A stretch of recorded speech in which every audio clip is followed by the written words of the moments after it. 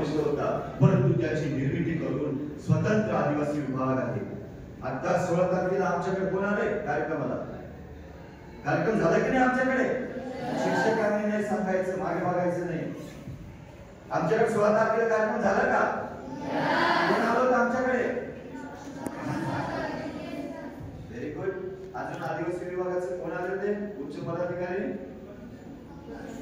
Commissioner madam पण आल्या होत्या. काय नाव आहे कमिशनर मॅडमचं?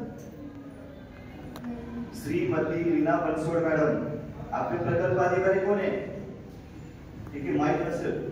श्री अर्पित चव्हाण सर, बरोबर की नाही? म्हणजे बघा, भारतीय संविधानाची देण आहे, ती ताकद आहे की ते शिक्षण आमच्या आयुष्यामध्ये आलं, आम्हाला समान दर्जा मिळाला.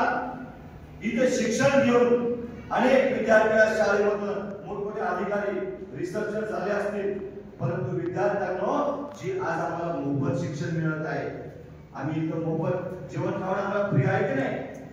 हे इथल्या सरकारने तुमच्यावर उपकार केले नाही, हे भारतीय संविधानाने तुम्हाला तुमचा अधिकार दिलेला आहे. म्हणून प्रथमतः लक्षात घ्या, भारतीय संविधानाच्या कामाला व्याख्या समजून घ्यायची. माझे गुरुजन वर्गाने सुद्धा विचार विद्यार्थ्यांपर्यंत वारंवार मांडले पाहिजे. भारतीय संविधान म्हणजे या महाराष्ट्राच्या मातीमध्ये आलेले सर्व संत, सर्व महापुरुष यांचे मूळ विचार म्हणजे भारतीय संविधान.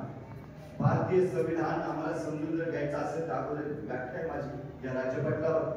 एखादा व्यक्ती असेल, एखादा पुस्तक असेल, एखादा प्रसंग असेल, एखादं ठिकाण असेल, जोपर्यंत आम्ही त्याला जाणत नाही, वाचत नाही, तोपर्यंत त्याबद्दल मत व्यक्त करण्याचा आम्हाला नैतिक अधिकार नाही. कधी कधी आमच्या आयुष्यात तेच घडते. माझ्या मुलांना लक्षात घ्या, भारतीय संविधानाची अगदी साधी आणि सोपी व्याख्या की भारतीय संविधान निर्माण होण्यापूर्वी